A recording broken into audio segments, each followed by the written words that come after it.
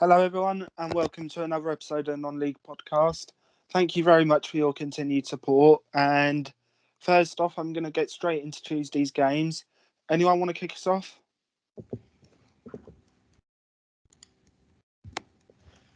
I will if you want. Yeah, go for it, mate. We had Eastleigh away, which I said on the last week's podcast that it was gonna be a hard game because of the fact that it was a away game on a Tuesday night. It was one of them where we could slip up points, and unfortunately we did. We got beat 2-1. We give them a goal in the first 30 seconds. Sloppy defending. I expected better, to be fair, of a team who has been defensively solid in the league, and we just gave them a goal. Then it got worse. We're about 30 minutes in, we went 2-0 down. And we played well, we didn't play bad. We had chances. I think we were just a bit unlucky. I know I've said it before, I think it was just one of them days where the ball just wouldn't go in the net until the 90th minute where 17-year-old Joe Gray got his first professional goal. So that was probably one of the only positive things that came from the game. But yeah, it wasn't really the best. And then other teams won, which put us down to fifth on Tuesday. Yeah. So it wasn't really the best, but we did bounce back on Saturday. So yeah, very good. Fair enough, mate. Will, I believe Woking played Wrexham away. How did that go for you, mate? Yeah, the first game of their new era, as we were saying, and obviously it was going to be hard. They were up for it, and I have to say, probably one of the best teams we've played in terms of how they controlled the game. They were very good on the wings with the fullbacks. Their first goal was a really good goal from the assist from Hall Johnson, their right back. Put it on a plate for Angus. His first goal since he left Barrow. So, and then they got a penalty, which it was a penalty, tucked away, and we never really got back into it. But I was sort of expecting it. Like, we haven't been on the best of form, and Wrexham were on great form. So, but the important thing was bouncing back from that, which is what we did, which we'll get onto further on later. Yeah, that's fair enough, mate. Kingsland, obviously, Notts County home. As I said last week, I was expecting a 5 or 6-0 drubbing. We actually played better, actually. If we finished, we could have won that 3 or 4-1, actually, but Notts got the finishing right. We couldn't do anything about it. Beautiful finish by, I believe his name is Jake Reeves. Must have been the best part of 30 yards out. I remember him saying in his post-match that the ball was actually a bit deflated, meaning he could actually get on the dip more. Good to see Kwame back in the side again. Other than that, nothing we could really do about it. Josh, did you watch a game on Tuesday night? I don't believe Hampton played, but you might have watched another one. Nah, we were meant to play Concord on Tuesday. It would have been the last game before the obvious null and void, but it was called off around lunchtime due to a waterlogged pitch. I will just gloss over a few of the other results on Tuesday in the National League. Barnet, obviously, who were in dire form before going into the game, got a really good win against Halifax, which would have, at the time, would have given hope they could stay up. Obviously, that's irrelevant now, but it was a great win for them. Also, Yeovil winning 3-2 at Bournemouth. A great first half for them, strong, go 3-0 up. Bournemouth, second half, they tried to get it back. They obviously scored 2 goals, but Yeovil held on for the win. And I think apart from that, that's pretty much all the results of note in the National League, unless any of you other guys want to touch on anything. Just want to touch on National North. A result which some would say is a bit of a surprise. York and Fylde 3-1 to Fylde. I was expecting York to win that, to be honest, Will. Another really good result, I think, was Solihull going to Aldershot and winning 3-1 away from home, because their away record's been very poor. And as we said last week, might have been the week before, if Solihull want to get up in the playoffs, they have to improve their away form. And they did so with an impressive 3-1 away win. And then obviously, the other game was Maidenhead 0, Stockport 0, as the Rock goes on for Stockport with the new manager, which we could discuss further. We could discuss it for ages, but ever since they beat Woking 4-1, they haven't won a single game since under new manager Simon Rusk. So they'll be looking to desperately get out of that run. Josh? Yeah, I touched on the York Fylde game. Obviously, that was York's first game in their new stadium. Just wanted to get your guys' thoughts on the general stadium, really. What do you think of it? I'll open up quickly. Obviously, stadium itself looks very good, very modern for a non-league stadium. The only issue I have is what on earth are they doing with those seats? What on earth are they doing? Red here, yellow there, a bit of white and a bit of black in the middle. What's the point? Yeah, I agree. It's pretty hideous. It's pretty similar to Brentford's new stadium as well, which the seats, I agree, they're pretty hideous. But like you said, the actual design of the stadium and from the pictures that they shared on Twitter of the inside of it, it looks really, really nice and obviously a very modern ground and very attractive ground as well, especially for National North level. Kel, what are your thoughts?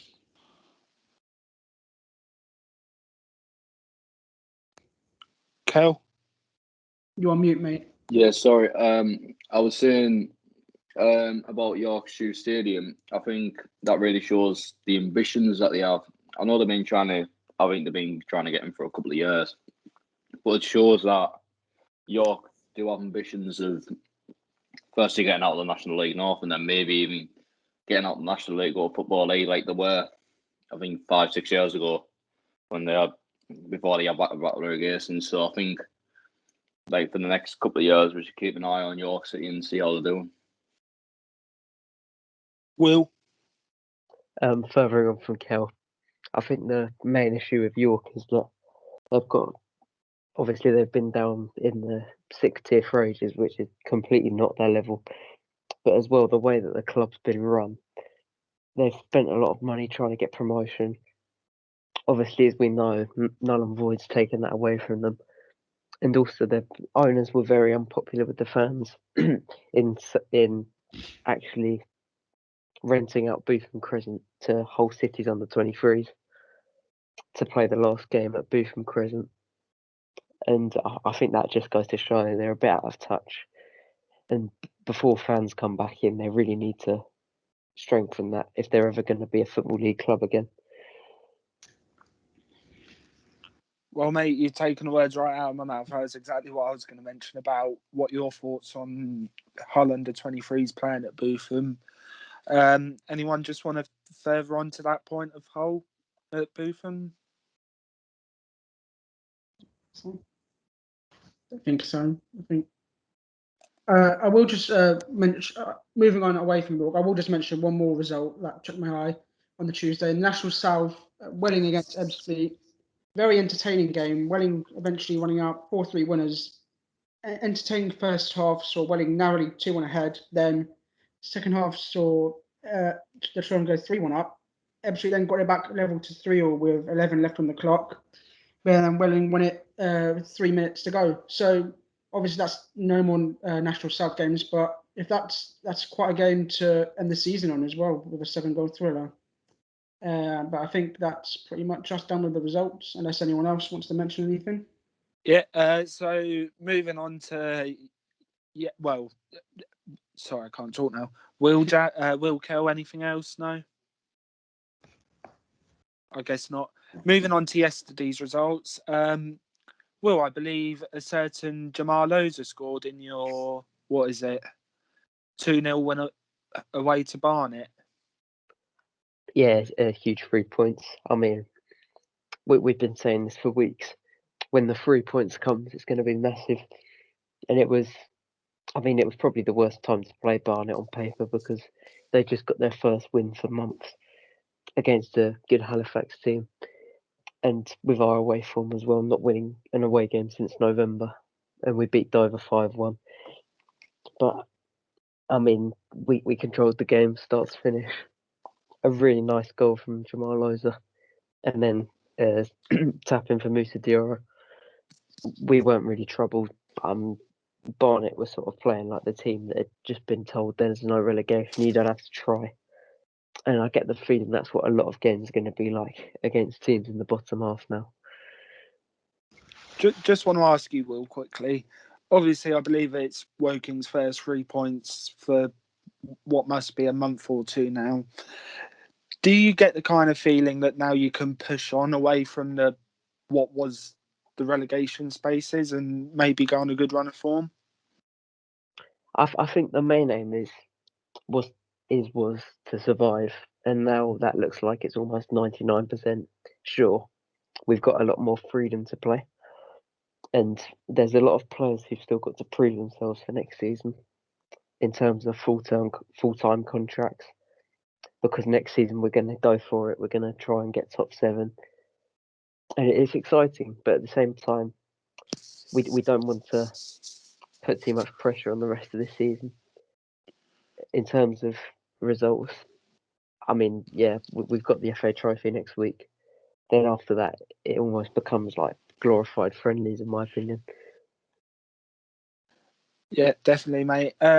Kel, a certain Gavin Holohan, I believe, scored a last-minute winner against Yeovil for you. Thoughts on that game? Yeah, we didn't play as well as we could, to be fair. I think, like, we did dominate the game, in my opinion. I thought that we had a lot of chances to score, which we didn't take, which inevitably cost us with them scoring the first goal, which was an unbelievable goal by them, to be fair. Just the keeper just booted it up, and I don't know why he's got the freedom of 30 yards to just have a shot. I don't know what our midfield or defence was doing there. But then the first time we actually looked like we were confident in front of goal, Gavin Holohan had a shot which was saved by the Yeovil keeper, but Luke Armstrong, the man who's on form, scores from a near 5-6 yards, which he's a poacher. It's what he does. And Joe Gray, 17-year-old lads with the composure, he beat the Yeovil man, and then just instead of having a shot play across the Holohan, who just put it into a empty net in the 89th minute to win massive 3 points, especially with Notts and Stockport both losing and Torquay. So we are looking up rather than down now again, I believe. So it's interesting to see how we will play on Tuesday night again with Wrexham. Sorry. Definitely, mate. As you mentioned, obviously Notts County losing 1-0 at home to Chesterfield. I should have said earlier when talking about our game against Notts, they did not impress me that much. Do you see a bit of a slide going on for Notts at the moment? Can you see them winning the league, or is it too early to tell still, do you reckon? I still think they'll win the league. I think they've got the best squad depth in the league. And I think just like the calibre of players that they've got, they'll grind out a lot more results. I know that they have a couple of bumpy games, but Carl Roberts, who probably is the best player in this league by a country miles, coming back in, I think, a week or two, they were saying.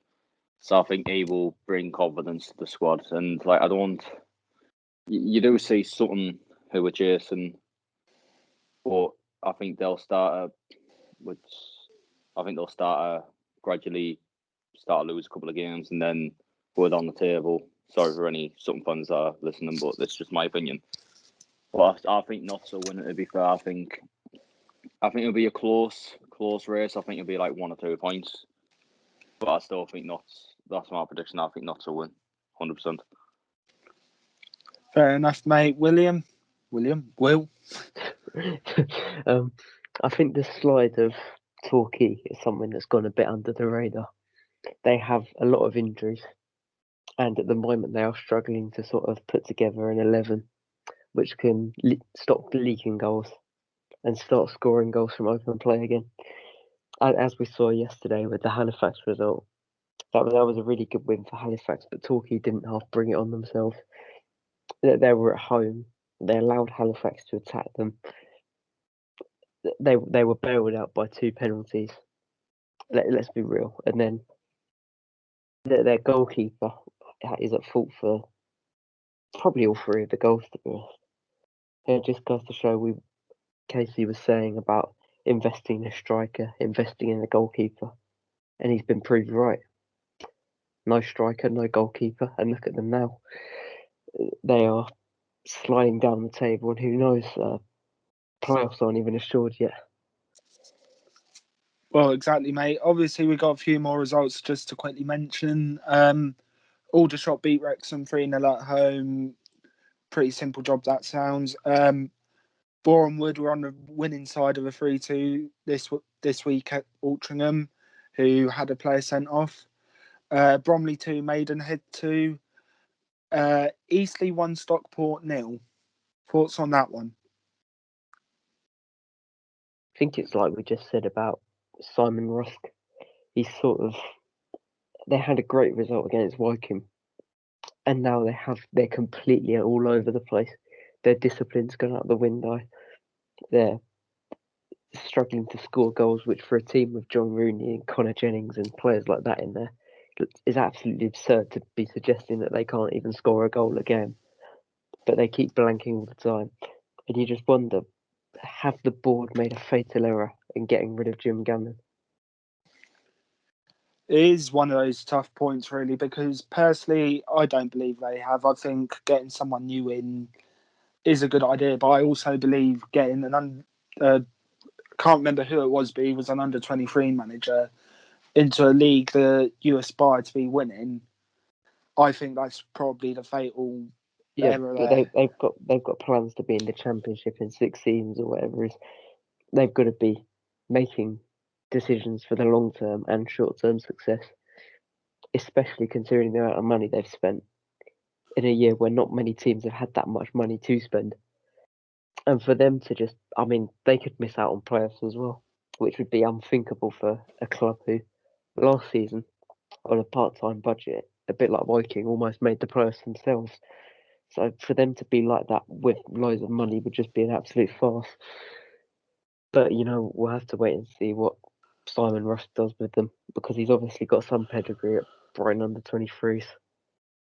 Exactly, mate. Obviously, another result we haven't really mentioned, Sutton 4, Wealdstone 1. No real shock there. Sutton are my champions for the season. We also have Weymouth 0, Solihull Moors 0. And Dover were meant to play Kingsland, which I think leads us very nicely onto our next subject of teams refusing to play. Dover won't play because of money issues. I think they're going bust. No, sorry, Dover fans, if you're listening, but I just think they'll go bust. And Steve Cleeve, Kingsland chairman, has said, we will play Tuesday and Saturday, but we're unable to confirm if we can play after that. What are your thoughts on that one, guys?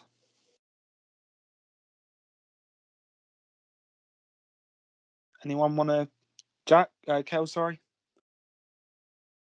Well, firstly, obviously, it's unfortunate that during these times that I think at the start of the season it was unsure if Dover were actually going to be able to play because they had money problems. I still don't know how they'd be able to actually start the season, but you can tell they haven't been financially secure all season, and I think when more games get called off and then they were just unable to play games, and I think it was inevitable that they were gonna just go on furloughed and put all the players and staff on furloughed. So I think that I do feel sorry for them. I don't know if they will bust or not. It's looking that way. Hopefully someone comes in and saves them, but it's looking like they're going to go bust at the moment, which obviously is actually heartbreaking for Dover fans. I do feel because the same situation with Hartlepool. I know we didn't go bust, but we were close to going liquidation and all that. It was that I really do kind of understand how you feel, but at the end of the day, it's just really unlucky that the situation that we're in at the moment with COVID and then the league having to stop. And actually thinking National League North and South stop them. So really, it's just really devastating for Dover that they can't play and may even go bust. Defo, mate. Will, your thoughts? I think as bad as it is for Dover and Kingsland, this has been coming for a while. I mean, when we had Cleve on, it must have been a few weeks ago now, and he said to us, if the league's not null and void, teams will start dropping out, including Kings Lynn, and that's what's going to happen. And you can tell it's nothing to do with league position because even though they're both down there, Cleve knew this was happening ages ago. So you can tell, and he's been in discussions with, and Dover have been in trouble from the start. And it just goes to show how badly managed this has all been to let it get to this point. There should have been, instead of saying, oh, okay, you can everyone either null and voids, or you all keep carrying on. You should have said, well, some teams, for their financial benefit, if there is no relegation, can just drop out and we'll see you next season. I mean, it does undermine the competition, but so does also declaring the bottom two leagues of the National League null and void. So you can't really win. I mean, I feel sorry for Dover fans in a way because there's nothing they can do. It's not like they can rally round and crowdfund for it because it's a ridiculous amount of money. I mean, Cleve said it's going to cost him £300,000 to finish the season, which in that case is just ridiculous. And why would he spend £300,000 on a dead rubber, on glorified friendlies? It makes no sense. Defo, mate. Josh? Yeah, I mean, Cal and Will have pretty much nailed it. But before the season started, Dover were always in a perilous position. Many were questioning whether they were going to start the season at all. They eventually managed. They've obviously managed to. Then they're in a really bad position now with the voting situation. Like I said, I don't know if they will go bust, but obviously that's looking a distinct possibility at the moment. I sympathise with the fans and everyone associated with the club because it's a real hard position to be in, and obviously there's not much they can do about it in the current climate as well. Your thoughts, Dan? So, as I ramble on about every week when we go on the financial side of things, obviously Kingsland went bust in December 2009. And if the league and ironically, that was whilst the season after we were relegated out of the Conference North because of ground issues. If the league forces us to play on, same with Dover, same with any club who's in perilous issues with money, if they force them to play on and clubs go bust, I will say this for the rest of my life, the league will have massive blood on their hands. Mainly because it will undermine the competition if they drop out. But if they drop out with good reason, it's good enough for me because we've started a crowdfunding campaign and God bless the bloke who's doing it. He's earned £700 in 3 weeks for Lynn, which is nothing really, but we're helping. It's just time that the league starts sorting out some form of funding, grants, whatever. On the punishment side of things, do you guys think that clubs deserve punishment for being unable to fill fixtures at this current climate? Of some sort, you have to. I mean, if someone says let's pack in the season, you have to sort of not. Well, it is a punishment, but it's more sort of it could be worse. I think personally, every team who decides to drop out and furlough their staff should be given like a 6-point deduction for next season because it's not a financial aspect. It's quite easy to get over, but at the same time, it sort of levels the playing field again because all these clubs going through all these costs have an advantage on the teams who haven't decided to go through those costs. I definitely don't think teams should be expelled from the division for not having any income. I mean, that's just ludicrous. That's like saying if you don't have a billionaire backing you, you need to drop out. Like, that's not the situation the league should be in. They should be trying to help each other. But yeah, a 6-point deduction of some sorts. It's not too bad, but it sort of pleases the other teams, if you know what I mean. I would rather take a 6-point deduction any day over. I don't know what the exact fine is for not fulfilling a fixture. I think it's something like 10 grand, which, as you see, Dover of all teams really won't be able to afford to pay. And I think 6-point deduction on next season, start on -6. If you want to drop out, your problem, and just go again next season. It's better than witnessing clubs going bust. That is the last thing I want to see happen. Any club, even clubs we consider rivals, such as Boston or York, even, never want to see a club go bust, because that's someone's every Saturday and Tuesday night, as someone's livelihood, just wasted away through the league's incompetency. Anyone else got anything to add? I'll just agree with Will pretty much. I definitely think the punishment should be points related as opposed to financial related, because, like you said, if you're doing it to Dover, they literally can't afford it. So it wouldn't be, there would be punishment, but it wouldn't be the logical thing to do. So I definitely think 6-point deduction, start on -6 and go from there. Definitely, mate. Leading on to the next subject then, the title race. Who do you guys think has got the strongest case of winning the league? Obviously, we had Kel mention Notts County. Do you want to elaborate? Josh, in fact, yeah. Well, last week I said Notts County to win the league. I do still stand by the fact they will win the league, but I think Sutton are going to run them very, very close. I think those two are definitely the two I would say that are in the strongest position at the moment. However, Hartlepool, you could make an argument for as well with their win over Yeovil yesterday. Depends if they can kick on and improve against the sides towards the top of the league. But at this point in time, I definitely think Sutton and Notts County are the two sides with that are looking the most strongest at the moment, and as if they will be the top two. Will, your thoughts? I think if Torquay are really serious about getting promotion, they've got the perfect opportunity now to look at National League South strikers, even National League North ones, and think, well, which one of these can actually patch over our problem, score a couple of goals? You've got Donovan Wilson at Bath, you've got Ryan Seeger at Hungerford, and you just got to put one of those in.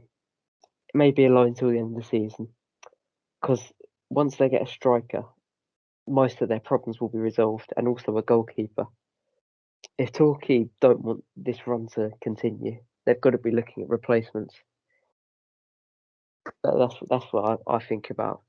Anyway, but Notts County are probably still my favourites. They've got Cal Roberts coming back, the best player in the league by a mile, and it's just about whether they can win the games against the teams around them. Stockport, I think they've got on Tuesday night, which we'll also get onto before I rip up the script. But basically, all these games they're playing against teams around them have to be 3 points now. They can't afford draws to Torquay, to Sutton. They've got to be winning these games. Sutton, I think, are going to drop off. I'm not really sure. But when we played them, they looked very much a team, one-dimensional team. I mean, they could pull a surprise. They're on a great run of form. But I can't see it. I can see Sutton making playoffs. Torquay, not winning the league unless Torquay makes some significant improvements. Well, I've got the National League table in front of me. I'm going to obviously be a bit biased here and say I'd like to see Sutton win the league because I was born in close proximity to there. Moved up to Lynn a year later, hence why I support Lynn and not Sutton. But out of the teams that I think will win it, I think Torquay will strike up a good run of form, poach some people out of National League South. And whilst it looks like they're having a massive meltdown at the moment, I just can't see this run sticking for them. I think they'll start winning games again soon. And I think not second, Sutton third, Hartlepool, I think will finish seventh, actually. I don't think they'll finish near the top at all. I apologise for that, Kel. Please don't kill me. Your thoughts, Kel? Well, if you look at how Torquay's doing at the moment, they have like a mini meltdown, as you would say. I still think they'll finish strongly. Still think they'll finish like about third or fourth. I still think not to win the league because I just think of the squad depth and the quality of the players that they've got. I think they'll just, I would say, run away with it, but I think they'll win it. I think Sutton will be up there as well. As much as Hartlepool will be up there, obviously, I think we need to fix our way form. I think we really need to fix our way form, which is costing us at the moment. So I think we'll finish either fourth or fifth or something like that. I don't really want to sound like, I hate Hartlepool, but like, it's just, I think there's better teams in this league than us that if they start playing as best as they possibly can, we'll finish in the playoffs, which was our aim at the start of the season. I don't think we'll be near the top of the league, sorry. And I think not to win it, and I think Torquay will win the playoffs. I think they'll go up. A bit of controversial one, but yeah, that's just my opinion. Right, then I believe that's everything on there. Josh, we did come to you, didn't we? I can't remember now. Yeah, I started it. Yeah. Right. So just before we move on to the next subject, I just want to quickly mention to you guys, there's a vote going on at the moment on the non-league Bible pages on Twitter and Instagram and on their website for the best podcasts best footballing podcasts. Your nominations to this vote would mean the absolute world to us. If you do intend on nominating us, we thank you in advance. It just means everything to us. Anyway, quickly moving on. Shakedown of the National League North and South season. Josh, I will come to you and Will, because you know a fair bit about the National South. What have been your thoughts on the season? Well, in the very short season we've had, it's been somewhat enjoyable with what we've had. Obviously, is barely had a season pretty much, but it's been an entertaining season, I think. Obviously, I think Dorking, which we'll get on to later, who are not happy with the decision, unsurprisingly. Dorking were looking the strongest at the time. They were top when Null and Void was called. They were 5 clear of second place. At a Hampton point of view, we were in the playoffs in 6th place. If it was underachieving or overachieving, I'm not sure, because the previous season we only finished just outside the playoffs when that was called Null and Void. So I don't think it was a massive surprise to see us in the playoffs. One that was a surprise, I think, pretty much Will will agree on me, is Hungerford, how well they did in their promotion push, because they were at the top of the table for a while. Then they sort of fell back in towards the playoff places, but everyone thought they'd drop away, but they just kept going, picking up wins, and they've had a real good season. And it's a shame that for them that it's had to end. That's obviously been helped by the goals of Ryan Seeger, the former Yeovil man, who will probably be in demand for some National League clubs. Down the bottom, looking for Welling, who are bottom, but when the season was called Null and Void, were actually voted to continue the season, which is a bit of a baffling one, but we'll get onto that later. Like I said, Slough, I think, definitely have underachieved, considering they were in the playoffs last season, And for them to be pretty much down at the bottom, yes, they've only played 12 games, but still, you expect them to be a lot better with the quality in the squad they have, particularly with how they played last season. Aside from that, I think I'll pass it over to Will for his thoughts. Yeah, I think I agree with Josh on most of it. In terms of winners and losers of the vote, there were quite a few that stand out. Biggest losers, I'd say, were Dorking and Hungerford, mainly because Dorking have spent a lot of money in the summer. That they put together a really good squad, and now they leave themselves vulnerable to having players stolen from other teams. They've got players who no doubt will be looked at in the summer, the likes of James McShane and Jason Pryor. And I think Hungerford, no one expected them to be up there. St Albans another one. It's a really weird table this year compared to when we were in the league, because Bath were usually up there, Slough were usually up there. Both of them are underperforming. Welling, it was a strange one how they decided to continue, as Josh said, but I think they feel like they're gonna bounce back next season. Braintree are looking to turn it round after a really poor start.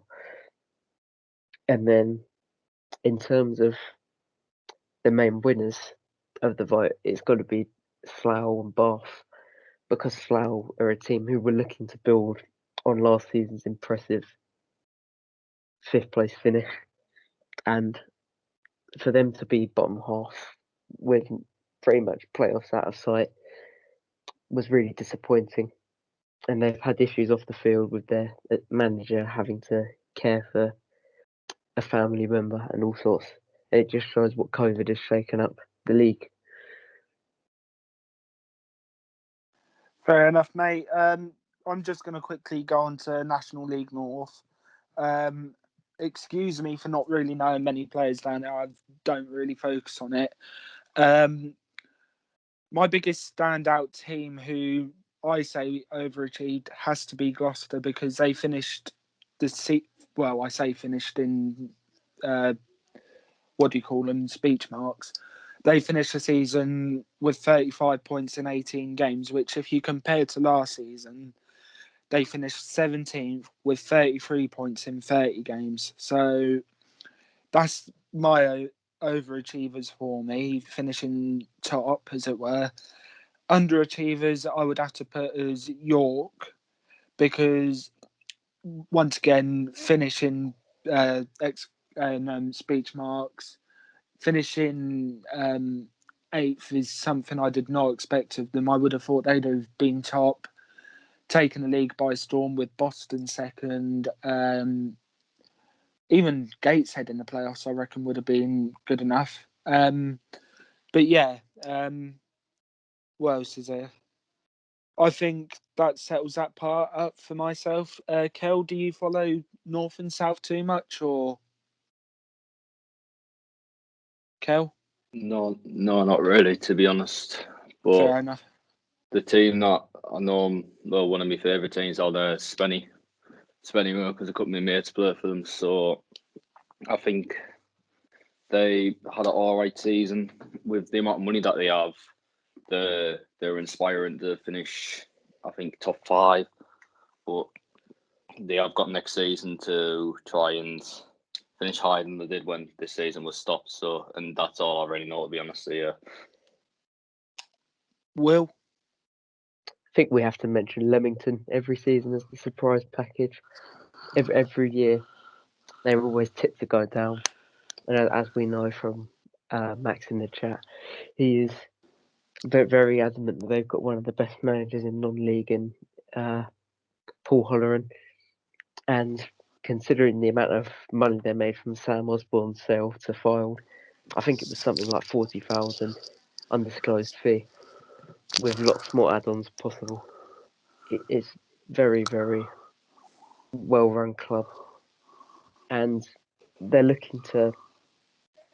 looking to get into the playoffs for the first time since they well, they didn't reform since they sort of reactivated as a club.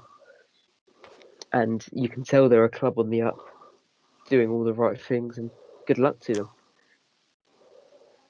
You can't really fault that.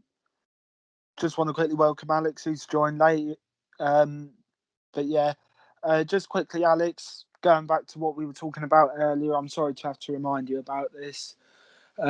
Your game against Sutton yesterday, what are your overall thoughts on it?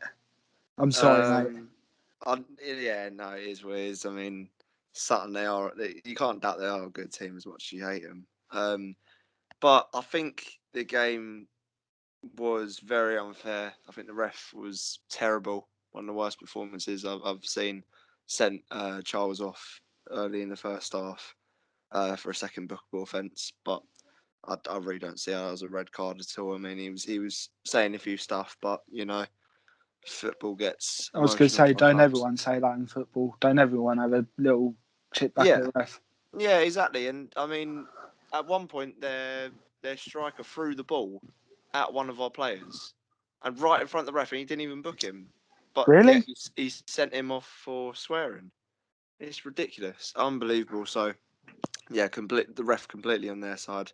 Apart from that, they just dominated us all game. I think we tactically wasn't there. We're still not really playing as a team. We're more booting it forward and just hoping for the best. I mean, there's no relegation now, and so I suppose we're very far off the playoffs, and so our team maybe they just aren't really trying, or they just don't really care. They're just kind of sitting back and hoping for a clean sheet. But yeah, we definitely need a new manager, and I think Man United did well in the Torquay game, but I think tactically and game management just isn't good enough, and we definitely need to bring in an experienced manager. That's fair enough, mate. And just quickly, who's winning the league for you this season? Do you reckon it will be Torquay, Sutton, Notts, or even an outsider? Oh, I don't know. Definitely not Torquay. I have to say. I think they'll just about make playoffs. It's got to be between Notts County and Hartlepool, surely. I think as much as everyone doesn't like it, I think Notts County will win it. I think just because they've got a club of their size, and they've got the financial backing and the players. They want to push for promotion. They want to be football league players, and they've got a good manager. And so I think they will. I think they will win the league. Defo, mate. Right, moving on. Previewing tomorrow night's games. I would say I'd start with Will, but they were meant to be playing Dover, but obviously that got called off. So just looking down at the list of games, Kel, Hartlepool away to Wrexham. Wrexham losing 3-0 on Saturday, and Yeovil, you beating Yeovil 2-1. Do you think you can beat them easily, or do you reckon it'll be a tough game against Wrexham? I think even though they got beat off all the shot 3-0, there's still a team who is on form at the moment. Obviously, the takeover will give their players like a extra push, saying, "Oh, well, we're trying to get into the football league, and we've got a chairman, who is going to put money into the club." So I think it will be a very hard game. I believe. Same with Eastleigh.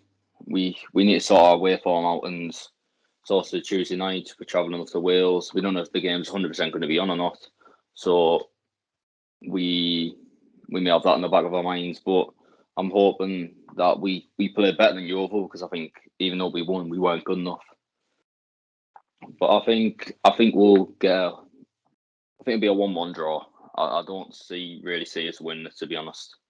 Which, to be fair, and a point away from Wrexham on a Tuesday night, it's not the worst. Like, obviously, if we're inspiring to win the league and be up there, we need to try and win as many games as possible. In my opinion, I think we'll get a draw.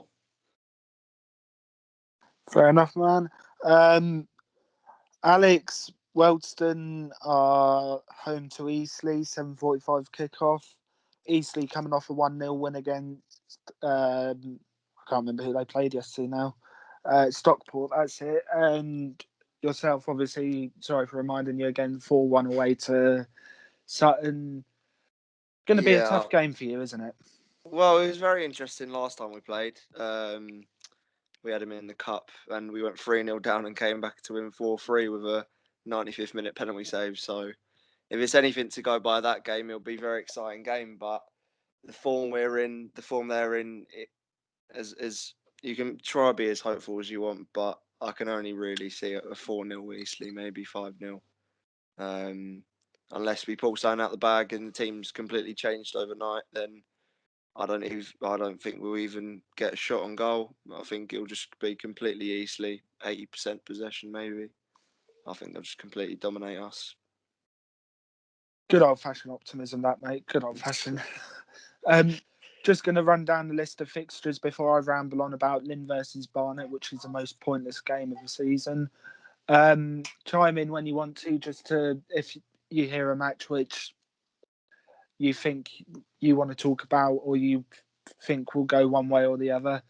Dagenham against Sutton, only way I can see that going is a Sutton 3-0 win. Maidenhead Aldershot, I think that could be a 1-1 draw. Solihull Moors against Torquay, I don't know how that will go. I'm going to put a 0-0 draw on that one because Surely Solihull, Torquay have to bounce back after that. I think they'll get the win.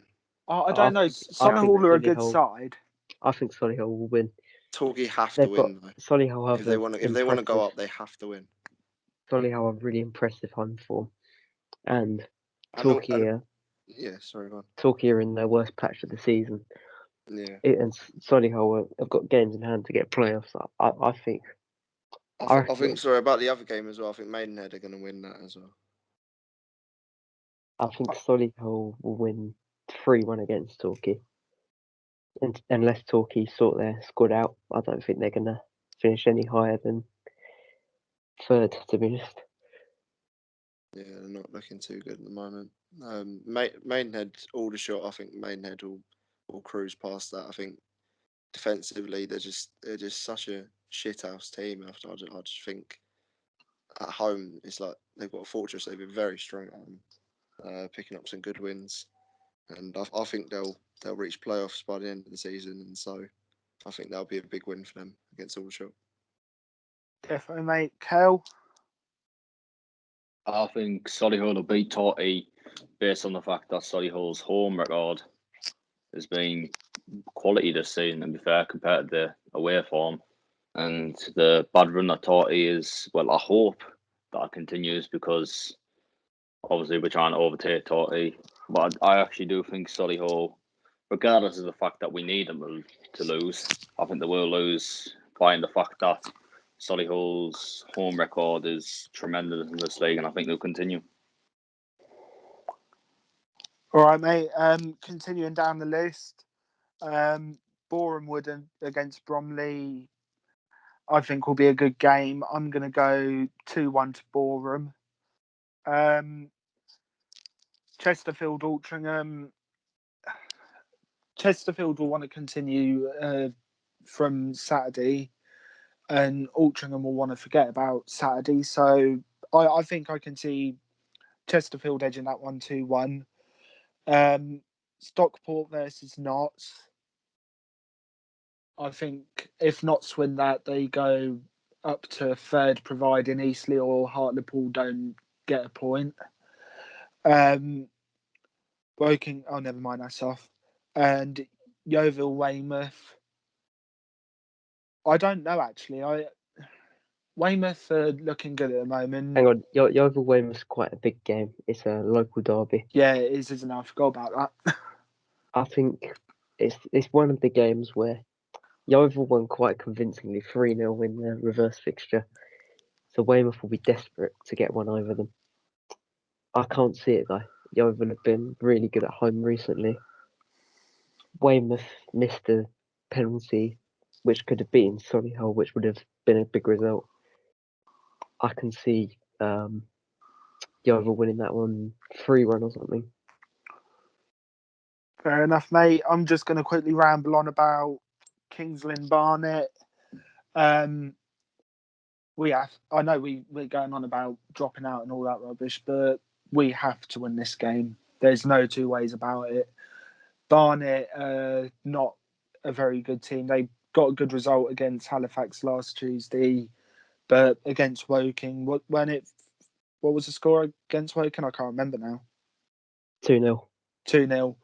Yeah, Woking beating a team 2-0 is something that you don't often see, no offence, mate. But yeah, we have to beat Barnet. There's no two ways about it. That's me done rambling on about that. Moving on to Saturday, I'm going to open up with a trophy. Obviously, going to run through the fixtures again. And I'm going to miss 2 games out because those are 2 games I want to talk about. You've got Aldershot Hereford, that's 1 game, and you've got Notts County against Oxford City. The first game I want to majorly talk about is Darlington Hornchurch. What a journey Hornchurch have had this season in the trophy, making it to quarterfinals.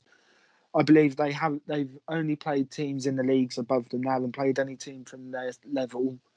And considering they're getting a gap of a month between each match, they're adapting and improvising really well to it. Hang on. The only reason you're praising Hornchurch is because they beat you a lot on pens. Let's not get this twisted. Come on. Be fair, I do like an underdog. Yeah, but you know, you were that fuming about Hornchurch. You'd be like, shut up. Or I'll bring up those 3 points again from Joe Marloza. Yeah, you know. But what we have to say about Hornchurch is, I think this is going to be the end of the road. Darlington are a good, strong northern side with decent players. Sousa, the winger, I don't know how I pronounced that right. I probably butchered it. Is a very good player. He was very good against us. I don't know if that we was just crap, but yeah, he was very good. They battered Wealdstone 4-1. So Barry Wealdstone 4-1's quite an easy thing to do, however. Oh, Christ, shouldn't have said that. Are we going to bring up the 3-2? That's exactly what I was going to mention. It's a long journey up to Darlington for them. So I can see it being the end of the road. I mean, they haven't played for ages. Well, to be fair, neither of Darlington, but I think Darlington will have enough to get through, probably quite comfortably in the end. And obviously, Will, your lot, Woking, home to Torquay on Saturday in the trophy. Given that you beat Sutton, can you win that? I don't think there's. I'm going into this game with quite a bit of confidence after the Sutton performance, how professional we were, even though we're semi-professional. But you know, it was a very assured performance, and because we've got that win against Barnet, because Torquay are faltering in the league, they're gonna still be focusing on the league, in my opinion. Because if they fall away in that, then it will be a disappointing season, considering how well they started. We are 2 or 3 games from Wembley now, and I think, whereas Torquay is still going strong in the league, we're quite comfortable in mid-table at the moment. So it will be, they've got to come to Kingfield, a ground they haven't won at since 2008, I believe. So, and they've got to beat a team we've won on penalties this season. We've beaten Sutton, we've beaten Dover. We're continuing our FA Trophy journey, in my opinion. I don't think it's going to be a comfortable game. It never is with Woking, but I'm confident in Dawson to put out the team to win us the game, to get us into the semi-finals. Exactly, mate. And looking at the fixtures for the trophy, obviously 4 out of the 8 teams, step 2 or lower, National League North, South and lower. Do you think that if Torquay go out now, if Notts were to say lose to Oxford City, which I can't see them doing, but if they were, do you think we could have a step 2 or lower winner of the FA Trophy for the first time? Well, obviously, I'm hoping it's a Woking winner of the FA Trophy. I mean, to win the FA Trophy, you've got to beat the best teams. There's no doubt about that. We've already played one of them in Sutton. Will we face another one? Who knows? We could get Aldershot, we could get Notts, we could get Hereford, we could get Darlington. It's a complete random job. But what I do think is, if you're going to go all the way in the trophy, in a year like this, you've got to have some guts about you. And it's going to take guts for all these teams in the quarterfinals.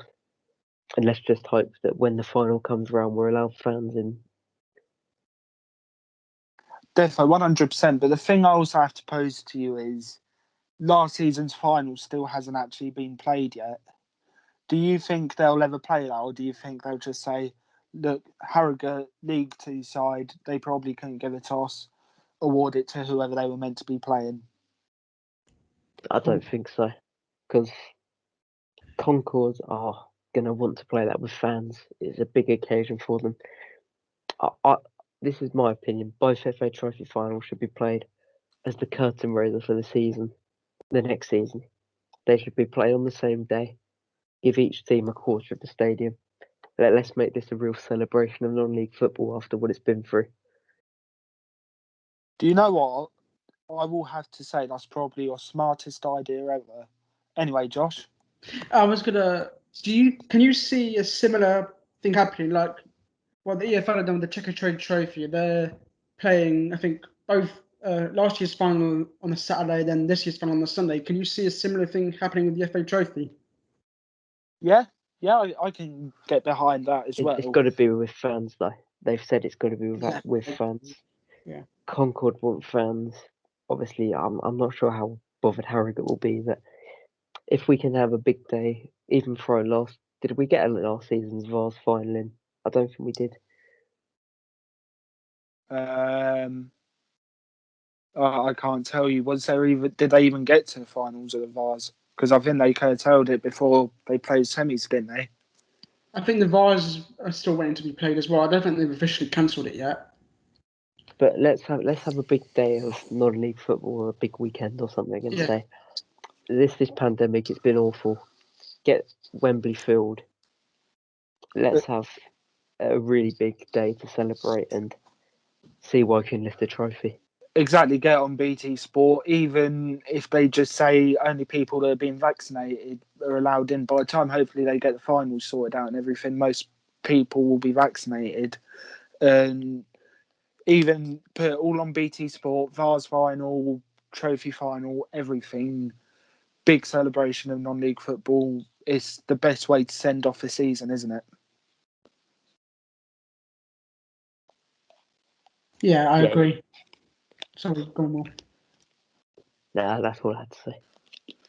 Anyway, I'm going to just move on to this Saturday's league matches before I give it a quick wrap up. We've got Bournemouth, Solihull Moors. Anyone got anything to say on that? I'm guessing not. No. You got Bromley, Altrincham. Like beforehand, nothing really to say about it. I'm guessing you lot don't. No.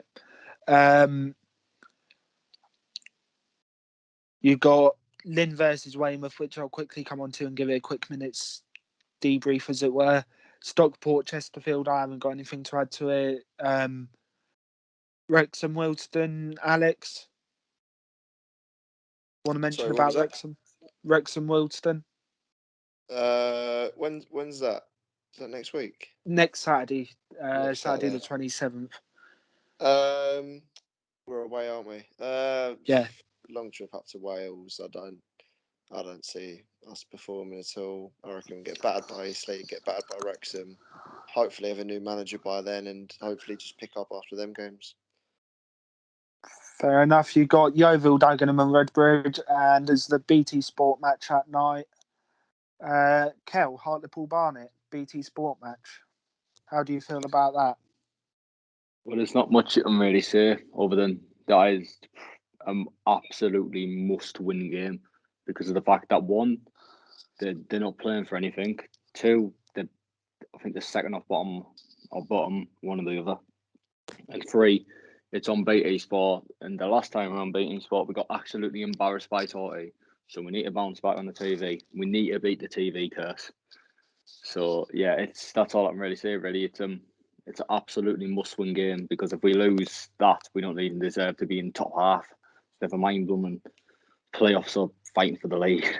So Definitely. I'm just going to quickly wrap up with Kingsland Weymouth. Lost 2-1 to them earlier in the season in a match we could have won 2-1 if Adam Marriott could take a penalty. Yeah, I think obviously could be our last game of the season. Nothing to lose. Why not just go for it? That's all I want to say on the matches. Has anyone else got any topics they just want to ramble on about quickly, or shall I wrap it up here? Yeah, I don't think I've got anything to say. I think we've covered everything pretty much. I think that's everything covered. Yeah. So I just want to quickly go on again about what I mentioned earlier with the podcast award on the non-league Bible Twitter and Instagram page. If you could vote for us, it would mean the absolute world to every single member of the podcast. Working hard week in, week out to get this out. We thank you all so much for your support. We'd be lost without it. Your views mean the world. Everything means the world. And on behalf of the podcast, just want to thank once again Josh for recording and editing. Want to thank Luke for getting it up on Spotify and YouTube. And obviously, thank you, the listeners. Take care, stay safe, have a good week. We'll see you next week. Goodbye.